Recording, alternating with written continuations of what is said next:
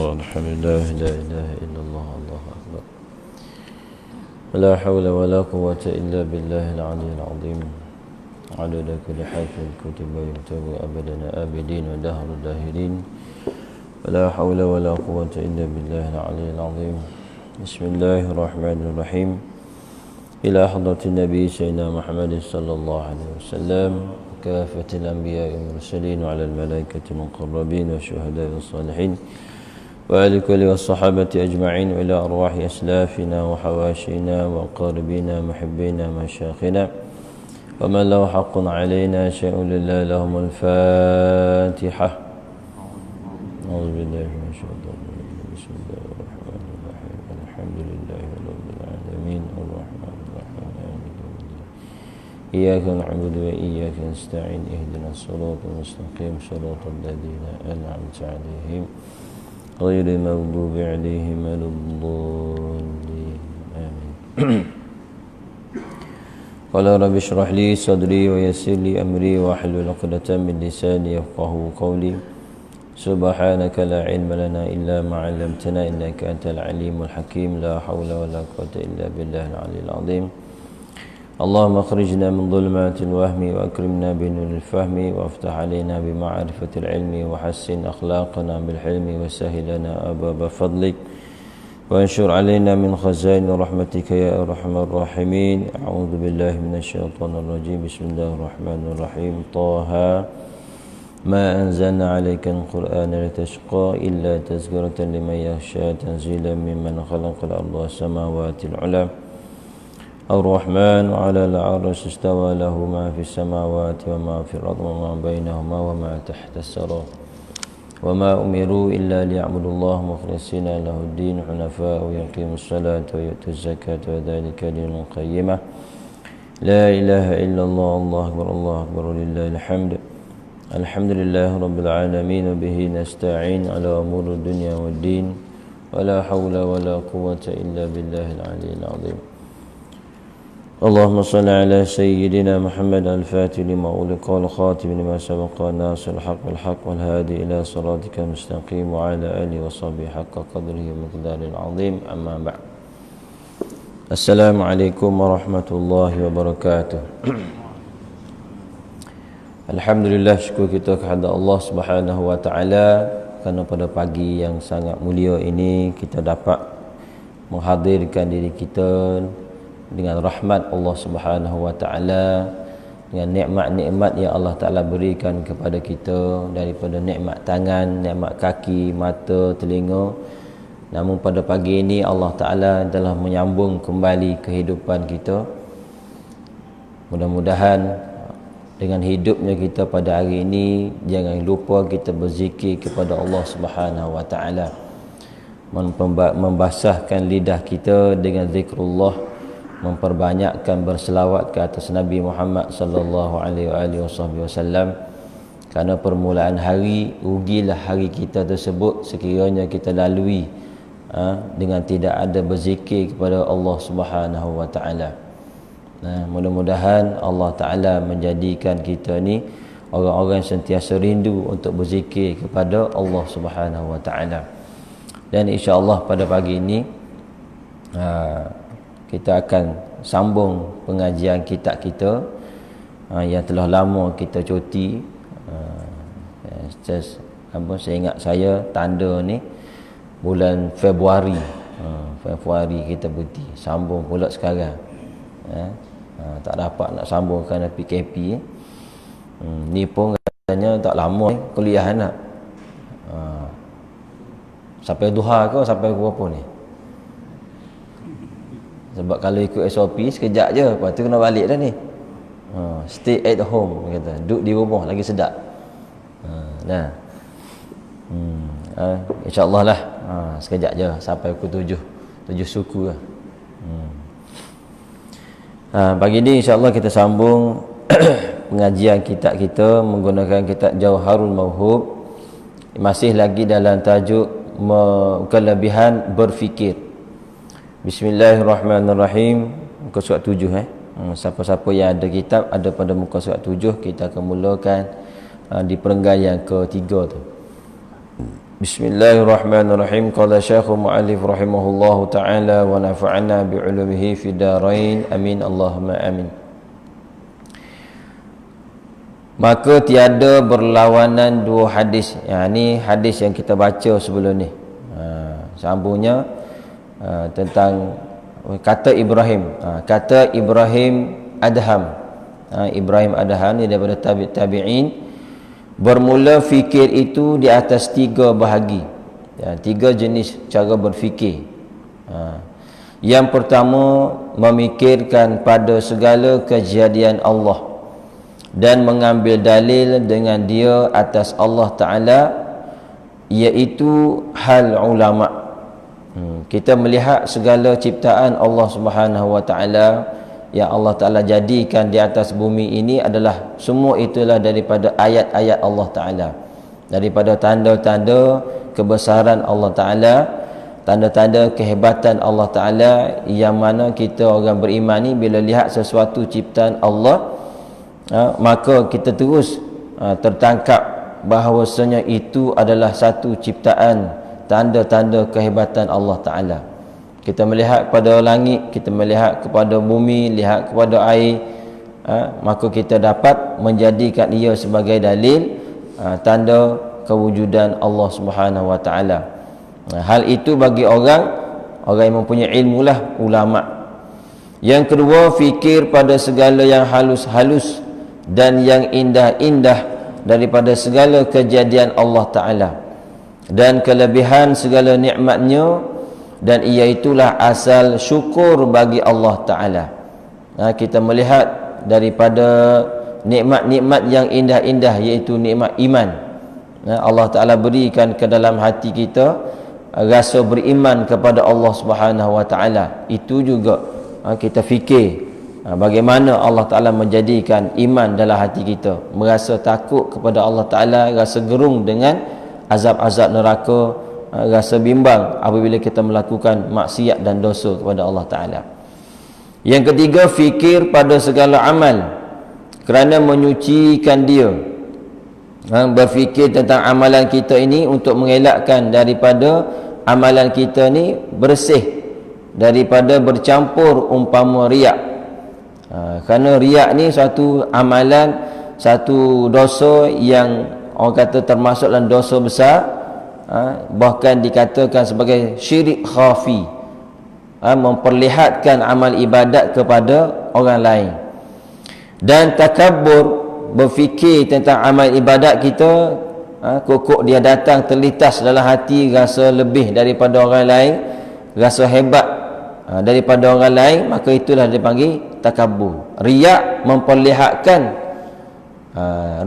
riak ni dia memperlihatkan amal ibadat daripada perkataan ra'a, dia memperlihatkan ibadat dia kepada orang lain dalam hati dia, supaya disangka dia ni baik ibadat. Dia tak sebut, tapi dalam hati dia terlintas supaya disangka orang cantik ibadat dia, elok ibadat dia, maka itulah hati dia itu dipanggil hati riak, kerana memperlihatkan amal ibadat. Dipegang kerana riak ni banyak jenis. Riak dengan tubuh badan. Bagaimana contoh riak tubuh badan? Badan dia kurus, supaya disangka dia ni banyak berpuasa. Kemudian kalau kita sekarang ni kan, dia tubuh dia sakit lutut kan, supaya disangka dia ni banyak solat. Bila orang tanya kenapa payah nak bangun ni, oh malah tadi banyak ibadat 1000 rakaat semayang ni, letih, sakit lutut-lutut, dia kata. Maka dia memperlihatkan benda tersebut dalam hati dia tu supaya disangka, maka itu dipanggil riak. Maka benda tu kena fikir. Masa kalau kita terfikir, oh aku tadi riak, maka dia pun cepat-cepat segera bertaubat kepada Allah Ta'ala, beristighfar, astaghfirullahaladzim. Ni bahaya. Dan takabur ni dalam bab dunia, dia ada kereta yang besar ke, misalan rumah yang besar ke, harta banyak ke, lalu dia bercakap dia tu lebih baik daripada orang lain, dalam keadaan dia tu mahu dianggap dia tu orang yang mulia, maka itulah takabur. Na'udzubillah. Maka kalau dah datang sifat tersebut lintasan di hati kita, kalau kita terfikir dan memikir tentang amalan kita, maka kita segera bertaubat kepada Allah Ta'ala. Yang mana dua sifat riak dan takabur ni yang membinasakan dia. Maka orang yang berfikir tentang amal ibadat ini, itulah kelakuan orang yang abidin, orang yang abid, orang yang melakukan amal ibadat kepada Allah Subhanahu wa taala. Maka kita dalam melakukan amal ibadat seharian ni, kalau kita tak fikir riak ke takabur ke, kita main buat ke, kita takut bimbang, kita melakukan ibadat ada terselit sifat-sifat riak dan takabur ni. Na'udzubillah. Kalau adalah katanya Abu Hasan Suzili, dia kata wa man lam yataghalghal bi hadhihi al-ulum, yakni ulum tasawuf, siapa yang tidak bersibuk, tidak mengambil bahagian tentang ilmu tasawuf, mata ala su'batin minan mata ala al-ka'ba'ir wa huwa la ya'lamun, maka mati ia di atas dosa besar, padahal dia tidak sedar, tidak tahu dia tu ada penyakit hati. Sebab itulah kita dalam melakukan amal ibadat kena sertai dengan ilmu. Ilmu apa? Ilmu dalam ibadat kita tak lari daripada 3 ilmu. Ilmu usuluddin, ilmu fiqh, ilmu tasawuf. Jadi kita kena pastikan kita hidup ni dalam ilmu usuluddin telah pun kita mengaji ilmu berkenaan dengan Allah Ta'ala, ilmu fiqh, ilmu tentang sah batal ibadat kita, ilmu tasawuf, ilmu untuk nak diterima amal ibadat kita ikhlas ke tak ikhlas, itu ilmu tasawuf. Kata Fudail rahimahullahu ta'ala, Fudail bin Iyad rahimahullahu ta'ala, fikir itu cermin hati, dan dengan dialah engkau lihat akan segala kebajikan engkau dan segala kejahatan engkau, dan yang manfaat dan yang mudarat. Fikir itu cermin. Orang tak fikir, dia akan melakukan perkara-perkara yang tak baik. Maka bila dia buat berfikir, amalan berfikir, dia melihat terlebih dahulu sebelum dia melihat terlebih dahulu pada hati dia sebelum dia melakukan dengan anggota badan dia. Ni kena ada sifat berfikir. Betul lah, orang mukmin sebelum dia melakukan apa-apa pekerjaan, dia fikir dulu, lihat dulu, dia tanya hati dia dulu. Kemudian kata setengah orang arifin, fikir itu 2 bahagi. Orang-orang arif, orang-orang yang hampir dekat dengan Allah Ta'ala, fikir itu terbahagi pada 2. Yang satunya fikir pada Tuhan, yang kedua fikir pada barang yang bergantung dengan hamba. Fikir tentang Allah Ta'ala, fikir tentang kejadian-kejadian Allah Ta'ala, itu makna fikir Tuhan tu. Fikir tentang sifat Allah Ta'ala untuk dijadikan i'tiqad, itu orang arifin.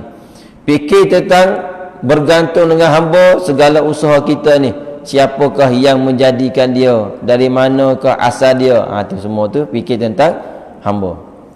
Maka ada pun fikir pada Tuhan itu, nak fikir pada Tuhan telah ditegah oleh syarak daripadanya, yakni fikir pada zat Tuhan. Itu tak boleh. Zat Allah Ta'ala ni macam mana, dipikir tanpa dia mempelajari kaedah ilmu nak mengenal Tuhan. Kerana tersebut disebut dalam sahihain, dalam 2 hadis yang sahih, tafakkaru fi khalqillah, berfikirlah kamu fi khalqillah, pada ciptaan Allah. Pada gunung, lihat pada gunung, lihat pada bukit, lihat pada daratan, pada lautan, pada tumbuh-tumbuhan, haiwan, itu khalqillah. Wala tafakkaru fi dhatillah, jangan kamu fikir tentang zat Allah, pada zat Allah Ta'ala tak boleh nak fikir. Kenapa? Kerana dia tu mukhalafatuhu lil hawadis, tidak serupa dengan yang baru. Tak dapat fikirlah. Barang yang menguatkan haram, pada Khalik, seperti khabar Bukhari dalam satu sahih yang dikhabarkan oleh Imam Bukhari, datang syaitan akan seorang daripada kamu, maka berkata ia. Kalau kita cuba nak fikir tentang Allah Ta'ala, tentang zat Allah Ta'ala, bukan si fikir pada makhluk Allah Ta'ala, syaitan akan datang, akan bisikan pada kita, siapa menjadikan begini? Siapa menjadikan begini? Siapa yang buat ni, siapa yang buat tu, siapa yang buat Allah? Akhir sekali, bila banyak sangat datang was-was, dia akan mendatangkan sehingga sampai, siapa menjadikan Tuhan engkau? Maka apabila sampai akan dia demikian itu, hendaklah minta berlindung dengan Allah daripadanya, dan hendaklah tertegah dan berkata ia amantu billah. Bila sampai syaitan tahap dengan kejahilan kita, dia akan mendatangkan was-was dalam hati kita, siapa yang menjadikan engkau? Betullah orang yang tak faham ilmu usuluddin, bila terdengar satu kalimah daripada kalimah ahli sufi, man arafa nafsah faqad arafa rabbah. Kalau dengar pada zahir itu situ, siapa yang kenal diri dia, faqad man arafa nafsah, siapa yang kenal diri dia, dia tengok pada diri dia lah. Kalau faham sekadar daripada zahir perkataan tersebut, man arafa nafsah, siapa kenal diri dia, faqad arafa rabbah, maka kenalah Tuhannya. Maka kalau dia jahil, dia tengok pada diri dia, man arafa rabbah, man arafa nafsah faqad arafa rabbah, kenal diri, kenalah Tuhan, rupa-rupanya aku ni Tuhan. Sebab dia faham pada lafaz zahir perkataan tersebut. Patutlah kalau kita nak petik, nak belajar ilmu-ilmu tasawuf, ilmu-ilmu hikmah, ilmu-ilmu usuluddin, tak dapat tidak mesti melalui guru. Kena ada guru. Kata para ulama arif billah, dia kata malam syaikhallahu fasyaitanu syaikhuh. Siapa yang tidak ada guru, maka syaitan akan jadi guru dia. Na'udzubillah. Syaitan tu apa dia? Syaitan yang dekat dengan dia tu hawa nafsu dia sendiri. Belajar tanpa guru, buat amal sedak-sedak dia, ikut suka dia. Na'udzubillah. Rasa nak baca, rasa tak nak baca, tak baca, tak ikut apa-apa kaedah yang dibuat oleh para alim ulama. Ni bahaya ni kalau kita tak ada guru ni. Terutama sekali dalam bab solat. Dalam bab solat ni kita bimbang kalau kita buat ibadat tanpa ada guru. Terutama dalam bacaan-bacaan rukun qauli tu. Rukun qauli mesti kita kena menghadap guru untuk nak memperbetulkan bacaan rukun qauli kita. Guru yang beri kelulusan, kelepasan kepada kita tentang bacaan Fatihah kita, bacaan tahiyat kita, bacaan salam kita. Kebanyakan kita ni baca ni kita guna yang masuk sekolah dulu. Habis sekolah tak mengaji dah. Kecuali dia mengaji semula, belajar dengan guru semula. Macam kita lah, kalau guna kereta, sejak daripada beli kereta sampai sekarang habis dah bayaran ansuran tu 9 tahun, duk guna minyak selendar sama. Apa jadi kereta tu? Tak sebih, tak tukar minyak, punah, rosak kereta kita. Begitulah ibadat kita, terutama rukun qauli ni kena gi sebih. Kena sebih, kena refresh, kena renew. Cuma yang menjadi halangan, malu, segan, takut. Tambah-tambah lagi kalau isteri kita tahu, abang ni apa ni, tak reti lagi ke? Tu isteri yang tak beri sokongan tu. Patutnya kena beri sokongan pada suami yang nak mengaji ni. Dan saya minggu lepas ada satu surau pinggiran, alhamdulillah, pinggiran. Dia buka satu kelas mengaji, ramai orang senior semua, nak kata tua tak boleh, senior. Mengaji lagi. Dia tu sanggup tu, orang yang berani tu rela mengaji apa dia? Iqra. Pada zahir kita tengok, oh macam lebay dah ni rupa ngaji Iqra' lagi.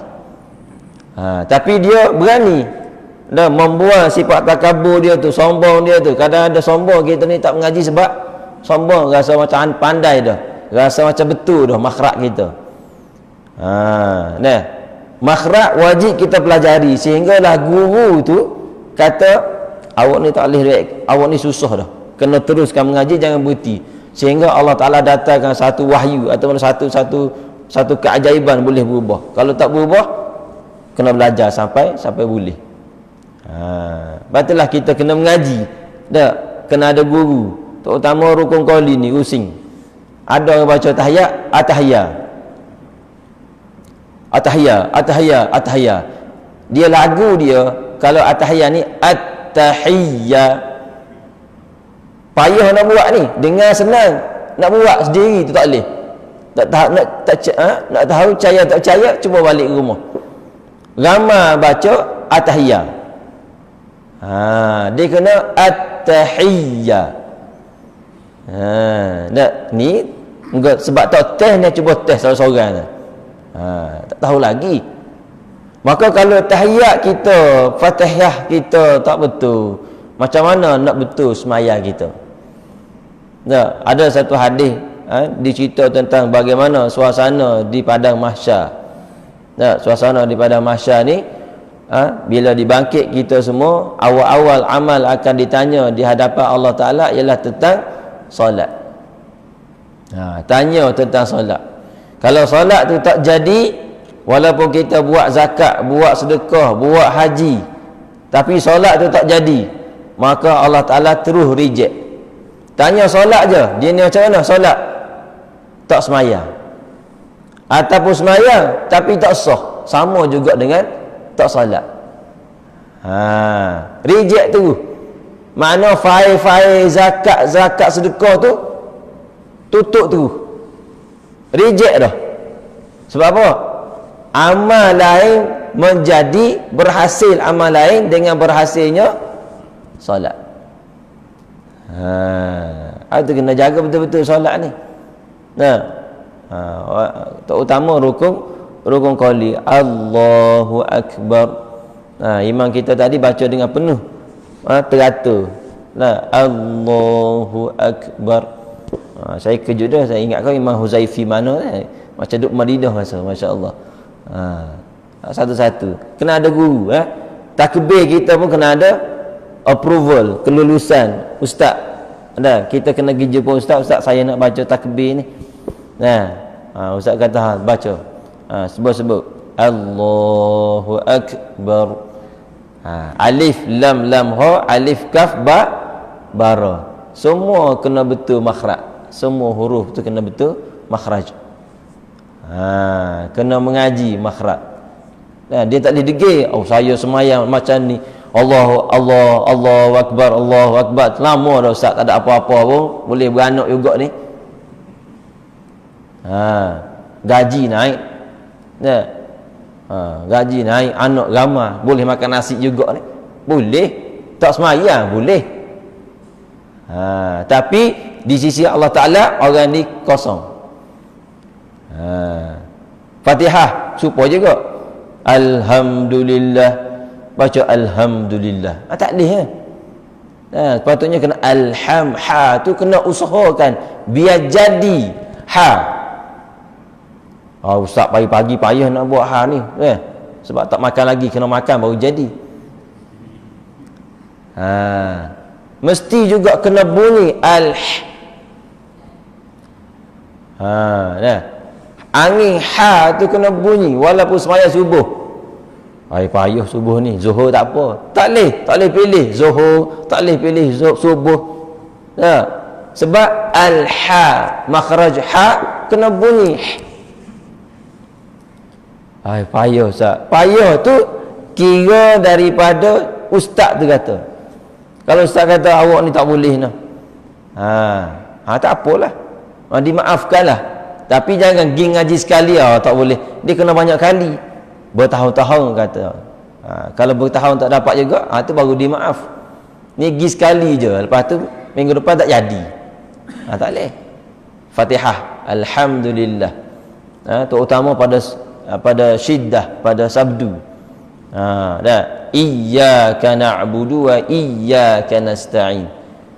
Dah, kalau kita baca iyyaka na'budu wa iyyaka nasta'in, tak kena. Berubah makna. Iyyaka na'budu wa iyyaka nasta'in. Dah, dalam bahasa Arabnya, bahasa Arab dia makna dia matahari. Sinaran matahari iyyaka tu. Dengan tak ada baca sabdu. Dia baca iyyaka na'budu wa iyyaka nasta'in, tak baca dengan sabdu. Dia tak baca iyyaka na'budu wa iyyaka, dia kena tekan situ. Baca iyyaka na'budu wa iyyaka nasta'in, tak, makna dia sinaran matahari na'budu, kami sembah, wa iyyaka nasta'in, sinaran matahari kami minta tolong. Pergi sembah matahari pula. Kita baca macam tu tak ada apa pun, tak kena petir pun. Ustaz main tak kena petir punah lah masjid ni. Nah, memang tak kena petir, tapi ibadat kita tak sah lah. Lepas tu boleh semayang, boleh rokok juga, tak laki perut pun. Ni orang jawab orang degil, dia orang jenis malah mengaji gitu lah. Betul lah, kena cek, kena pergi sebih. Dengan macam kita ni, imam-imam kita ni kena ngecek dengan imam, saya nak baca Fatihah lah. Kalau malu sini buat tepi-tepi tandah juga, tak ada orang sikit. Malu depan ni, Ustaz, mana? Ni belakang store ni ke? Macam nak isap rokok je, macam sekolah dulu kan. Ni kalau malu sangat lah kan. Tapi nak mengaji ni jangan malu. Kalau malu nak mengaji itu iblis, syaitan. Nak mengelakkan kita daripada sah ibadat kita. Na'udzubillah. Apa nama itu? Fatihah. Fatihah. Waladhdallin, Fatihah. Ghairil maghdubi alaihim waladhdallin. Dhalin mak wajib. Mak wajib apa dah hukum dia? Kau tajwid. Mak wajib kalimi mutsaqqal. Situ wajib nan harakat. Sembahyang sunat ke, sembahyang fardu ke, wajib baca dengan 6 harakat. Kita sembahyang fardu jadi sembahyang sunat je, jadi pendek tiba-tiba. Dah dhalin. Sama je sembahyang sunat sama fardu. Tu kena pergi sebih belaka tu. Kena pergi sebih, kena cari ustaz. Nak baca ni rukun qauli ni seminggu sekali ke, sebulan sekali ke, 6 bulan sekali ke, cukup 10,000 pergi sebih. Cari ustaz. Ni dia. Benda ni lah kena jaga-jaga. Sebab apa? Kalau tak ada guru, jadilah syaitan. Kita berasa rasa macam jadi dah ni. Kita sendiri rasa sendiri. Amalan kita, na'udzubillah, tertipu panggil. Begitulah juga dalam bab mengenal Allah Ta'ala. Akhir sekali datang syaitan buat waswah dalam hati kita. Kemudian dan sabda Nabi sallallahu alaihi wasallam, tafakkaru fi khalqillah wa la tafakkaru fillah fa innakum lam taqduru qadrahu. Fikirlah olehmu pada kejadian Allah, jangan kamu fikirkan pada Allah. Nabi pesan, maka bahawasanya kamu tiada kuasa akan kadarnya. Bagaimana Allah Ta'ala tu tak dapat kamu nak fikir. Fikir contoh Al-Imam Sa'id Nusi Badi'uz Zaman, Said Nusi Badi'uz Zaman, dia melihat pada ciptaan Allah Ta'ala. Dia memikirkan tentang kehebatan Allah Ta'ala jadikan akar pokok. Akar pokok ni lembek, halus, tapi dia ni makhluk yang tak pernah lupa berzikir pada Allah Ta'ala. Semua ciptaan Allah Ta'ala tu berzikir. Akar yang halus, akar yang kecil, kalau dia duduk pada batu, apa akan jadi pada batu tu? Boleh pecah. Boleh pecah batu. Tapi kalau kita ambil akar tu, tarik, putus. Tapi kalau dia makin lama batu yang keras tu boleh pecah. Itu daripada fikiran Said Nusi Badi'uz Zaman memerhati dan menilik kepada makhluk. Dan dia memerhati lagi pada benih yang ditanam. Benih sawi, benih kacang. Kacang panjang kita letak dalam tanah. Nah, kemudian kita siram. Itu usaha kita. Tapi dengan kudrat Allah Ta'ala, kita perhatikan pada kacang tu, kalau kita tengok semua benda lain turun ke bawah. Kerana di bumi ni ada tarikan graviti yang panggil. Semua benda lain turun ke bawah, turun ke bawah. Tapi benih dengan kuasa Allah Ta'ala, benih. Kalau kita tengok senang, kita tengok benih ni togel. Togel tu kan kecil je. Nah, benih tu bila duduk dalam tanah, dia mampu melawan graviti walaupun dia tertimbus dalam tanah, ditindih oleh tanah. Dengan kuasa siapa? Dengan kuasa Allah. Kalau kita tengok benih tu, kita repih, senang nak jetik patah. Tapi dia boleh melawan graviti itu kerana mereka ini daripada kudrat Allah Ta'ala, melawan graviti, boleh pecah tanah tu. Itu dengan cara kita berfikir. Fikir situlah baru kita kenal tentang kehebatan kekuasaan Allah Subhanahu Wa Ta'ala. Itu kena mikirlah. Macam kita tengok pada tubuh kita ni, tu kuku kita ni kan tak berhenti ni, panjang ni. Ni semua daripada badan kita yang sama. Tapi Allah Ta'ala jadikan kuku dengan gigi lain. Kuku daripada tulang juga, gigi daripada tulang juga. Apa jadi gigi? Jadi gigi kita ni tumbuh macam kuku. Tumbuh seminggu sekali gigi kedah potong gigi gigi panjang. Tapi Allah Ta'ala buat kuku lain, gigi lain. Gigi dia dah sampai masa dia cabut. Allah buat. Ni dia. Begitu juga pada mata. Duduk di bahagian kepala belakang, kulit kepala yang sama, bulu mata tak jadi macam rambut. Apakah jadi? Bulu mata tumbuh macam rambut. Jawab dia kelik macam burung utar gini bulu mata ni. Bulu hidung tak sapu dengan rambut, misai tak sapu dengan janggut. Tapi duduk pada kulit yang sama, kulit muka belakang, di bahagian kepala belakang. Tapi Allah Ta'ala jadikan janggut tumbuh dia lain, misai tumbuhnya lain, bulu mata pun lain. Kecuali ada seorang je Perdana Menteri Jepun tu, bulu mata dia gitu tu. Nama apa tu tak tahu, hidup ke mati lagi. Alberto bukan Fujimori lain, Chili tak. Ni kan ada tu tua dulu. Gini bulu mata dia. Itulah dengan cara kita berfikir. Masya-Allah, Allah Ta'ala jadikan kita macam-macam tak kehebatan. Tengok pada urat tangan kita. Urat tangan Allah Ta'ala jadi yang berbeza-beza. Semua manusia di bumi ni tak ada seorang pun yang sama urat jari dia. Sebab itulah Allah Ta'ala beri ilham cara nak mengecas seseorang melalui urat jari. Nak cok, nak tukar gerang tanah kau guna urat jari itu lebih power berbanding dengan tanda tangan. Urat jari ni tak serupa. Ada urat jari, ada orang macam saya ni urat jari straight. Jarang orang urat jari straight ni. Orang lain V belakang, kita straight. Orang tengok pelik tu. Kenapa Ustaz straight Ustaz? Mak saya kata, ni jari ni kalau boleh jangan tampar orang. Jangan tampar, jangan lempang. Sebab apa? Kalau lempang, kalau pergi hospital, kalau hidup macam ni, orang mati macam mana? Ni jangan ni. Mati juga dia. Kata dia, wallahualam betul ke tidak lah. Mak pesan nak gurau, wallahualam lah. Tak ada urat straight gini. Banyaklah Allah Ta'ala jadi macam-macam.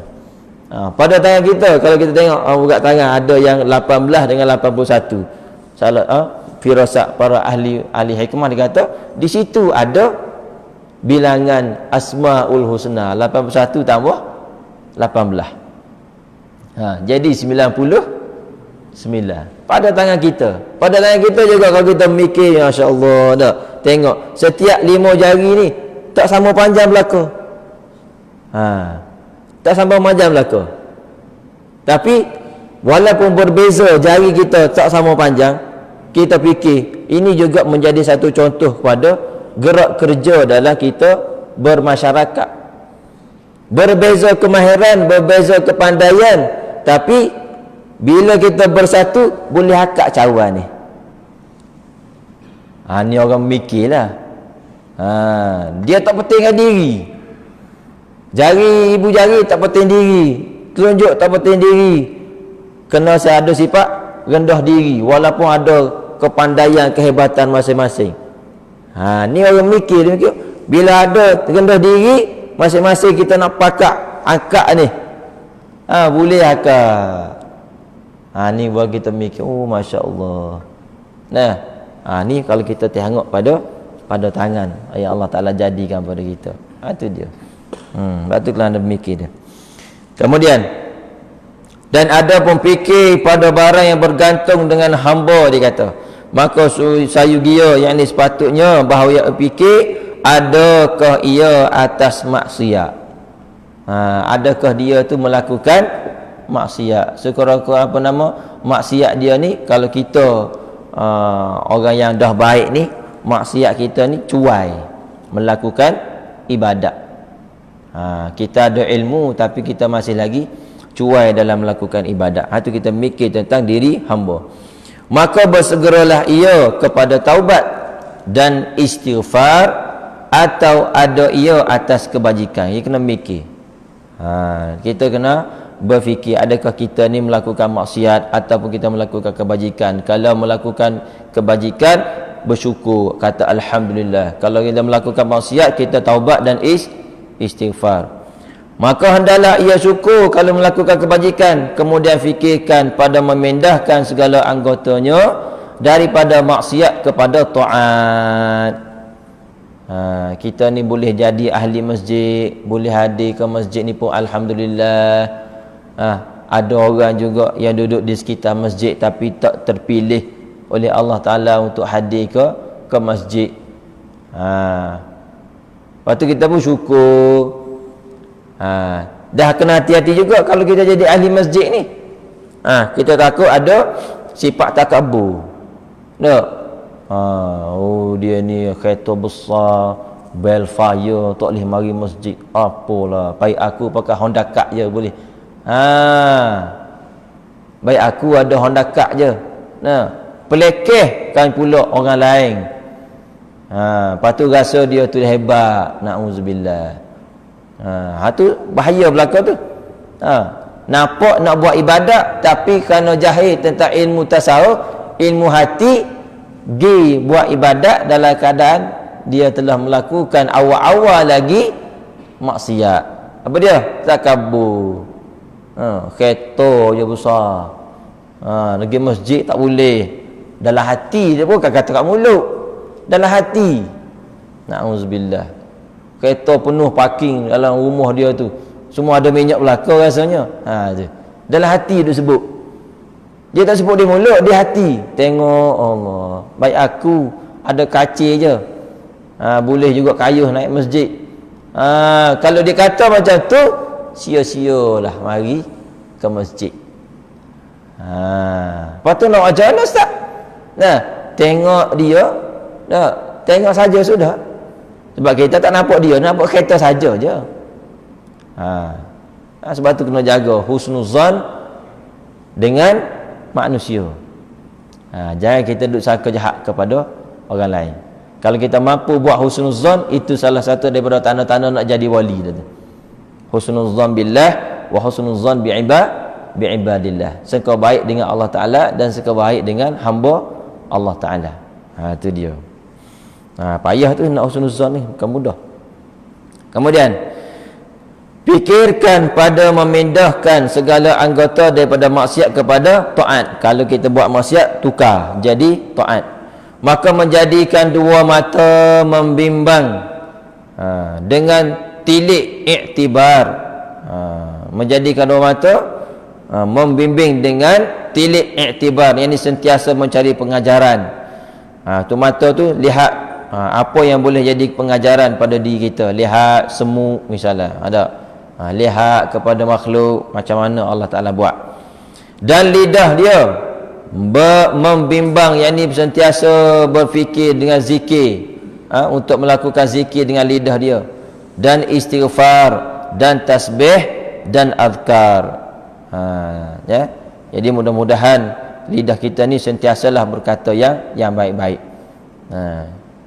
Maka para ulama kata, kalau kita zaman-zaman sekarang ni kan, zaman Covid ni, ulama kata kalau kita baca Allahumma ajirna minan nar subuh dan maghrib, Allah Ta'ala akan jauhkan daripada api neraka. Maka tidak adalah yang paling hebat seksaan di atas dunia yang melebihi daripada neraka. Covid-19 pun lebih kecil berbanding neraka.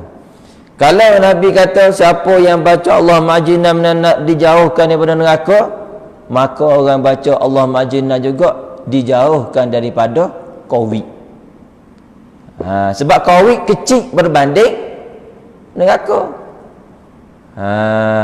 Baca 7 kali pagi, 7 kali malam, subuh dengan maghrib. Kita tak baca tadi sebab kita ada kuliah. Kalau baca masing-masing tak ada masalah. Kalau lah dikatakan orang tu mati malam tersebut, dia baca Allah majina mana, kalau dia matikan, jika dia takdirkan mati malam tersebut, maka masuklah dia dalam syurga, dijauhkan daripada neraka. Allahumma ajirna minan nar. Tu kena yakin, jangan lupa, jangan tinggal Allahumma ajirna minan nar. Sekadar Covid-19 ni kecil je banding dengan neraka. Tu keyakinan kita tu kena ada. Jangan nampak Covid-19 besar lagi pada neraka. Covid-19 ni kecil je, neraka terlebih besar lagi. Maka kalau janji Rasulullah kata baca Allah majina minan nar dijauh dari neraka, kalau sekadar Covid-19 tak ada apa dah. Di samping kita jaga pakai topeng. Kalau tak pakai topeng kan habis RM1,000 ya. Pakai je lah. Saya ni standby je. Takut jumpa lapu merah dengan biru. Lelak. Tengok bila jumpa dia pula tak pakai. Tak apa. Dia pula tak pakai, tak apa. Kalau dia tak pakai dah. Standby je. InsyaAllah lah selamat kita baca macam-macam. Bismillahirrahmanirrahim la yadurru ma'asmi. Jangan lupa hari-hari. 3 kali pagi, 3 kali pagi. Yakin dengan Allah Ta'ala dulu yang menjaga kita. Bukan kita yakin kepada topeng, bukan kita yakin dengan jarak 1 meter. Tak. Kita yakin dengan bismillahirrahmanirrahim la yadurru tu lebih besar lagi daripada kita yakin kepada topeng-topeng ni. Yang ni sebenarnya hikmah dia nak menguji keimanan kita. Kita duduk patuh kan? Patuhlah kita orang mukmin, patuh juga. Jangan kita sampai terlupa nak baca bismillahirrahmanirrahim la yadurru ma'asmihi syai'un fil ardi wala fis sama' was samiul alim setiap hari 3 kali pagi, 3 kali petang. Allah Ta'ala kata baca tu, Nabi kata baca tu Allah Ta'ala lindung dia daripada segala mudarat di langit dan di bumi. Sekarang ni Covid ni di bumi. Maka Allah Ta'ala lindung. Yakin situ. Mudah-mudahan kita orang mukmin gitu kena ada sifat dia, yakin dengan Allah Ta'ala kena tinggi. Mudah-mudahan insya-Allah. Sikit lagi. Demikianlah pada sekalian anggotanya malam dan siang di dalam taat akan Tuhan Al-Wahid Al-Qahhar. Di kita setiap hari, malam siang fikir tentang ketaatan kepada Allah. Kemudian fikir pada bersegera bagi segala waktunya dengan segala sunat barang sekuasanya kerana menuntuti bagi laba, yakni keuntungan dan darjat pada negeri akhirat.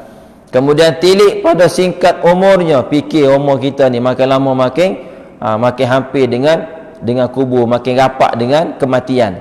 Maka hendaklah ia jaga baginya dahulu daripada hilangnya, padahal ia tiada mengetahui. Kena fikirlah umur kita ni makin lama makin dekat dengan kematian. Kemudian daripada demikian itu, fikir ia pada segala sifat batinnya, hati kita ni. Betullah 2 kerja setiap hari. Kita dalam soal batin ni 2 kerja. Satu dipanggil takhalli. Takhalli. Yang kedua dipanggil tahalli. Takhalli ni kita usaha setiap hari membuang sifat-sifat mazmumah. Setiap hari ni. Ni tengah duduk ni pun duduk tengah buang tu. Astagfirullah buang. Tahalli, bersifat dengan sifat yang mudah setiap masa. Sebab hati kita ni macam traffic light, kadang merah, kadang kuning, kadang hijau. Hok bahayanya duduk merah, manjang. Tu bahaya tu. Bajik kena fikir bagaimana nak buang tu. Maka hendaklah ia meninggalkan segala sifat kecelaan seperti riak, kibir ni takabur, supalah.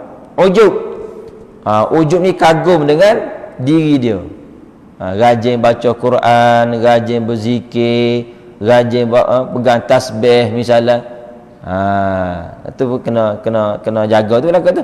Bukan tak boleh pegang, boleh pegang, tapi hati kena jaga. Kalau pegang tasbih supaya disangka dia ni rajin berzikir, tak boleh. Pegang tasbih gini, Allah. Orang lalu je, Allah. Orang lalu je. Tu tak boleh lah. Tapi kalau dia mampu kawal hati dia, tak ada masalah. Hati dia tak ada apa-apa, tak terganggu, boleh. Tu ujub, bakhil, hasad dan dengki. Dan memperbuat ia akan segala perkara yang kepujian seperti sidik, ikhlas, sabar, takut dan harap. Ni kerja hari-hari ni. Kita duduk buat ibadat, ada duk sifat-sifat ni. Maka benda ni tak dapat tidak kena mengaji juga. Sekurang-kurangnya ulama dah tinggal pada kita kitab untuk nak membersihkan hati ni. Ilmu nak bersih hati, sekurang-kurangnya kita khatam kitab penawar bagi hati. Tu mana dalam sepanjang hidup kita khatam sekali ke 2 kali ke kitab penawar bagi hati. Itu ilmu asas untuk kita nak bersihkan hati. Nipis je nak bandingkan buku tesis kita tu. Buku tesis terbagi ni. Pelita nak penawar bagi hati nipis. 1/5 daripada tesis kita. Kalau orang ada PhD ke buat apa kan, nipis je. Tapi tu tak dapat nak khatam. Kita tengok nafsu kita lah. Mana kita nak utamakan apa? Yalah, yang ni penawar bagi hati tak ada title kalau khatam. Tapi tesis ni kalau selesai boleh doktor. Gaji banyak sikit. Hak penawar tu gaji pun tak ada, title pun tak ada. Betul dia tak minat. Jadi kita nak utama mana? Nak utama di dunia ke akhirat? Kalau kita nak utama akhirat, tu kena cari juga. Habis. Rasa sekat ni lah. Cukup dah ni. Banyak dah ni kalau baca ni.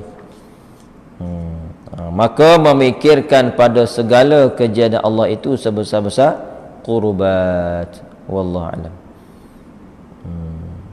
Ini lebih kepada berfikirlah. Betullah mikir pakai pejam mata kan. Kalau tak pejam mata tak panggil mikir. Cuma pagi-pagi ni bila mikir pejam mata kat, selamatlah. Pagi-pagi ni mikir pejam mata ni mikirlah. Dengar-dengar wallahu alam. Sudah dah. Sekalilah kita sambung insya-Allah pada bulan hadapan. Sebulan sekali je kita dah. Tu je dapat. Tanda situ. Maka memikirkan pada segala kejadian Allah.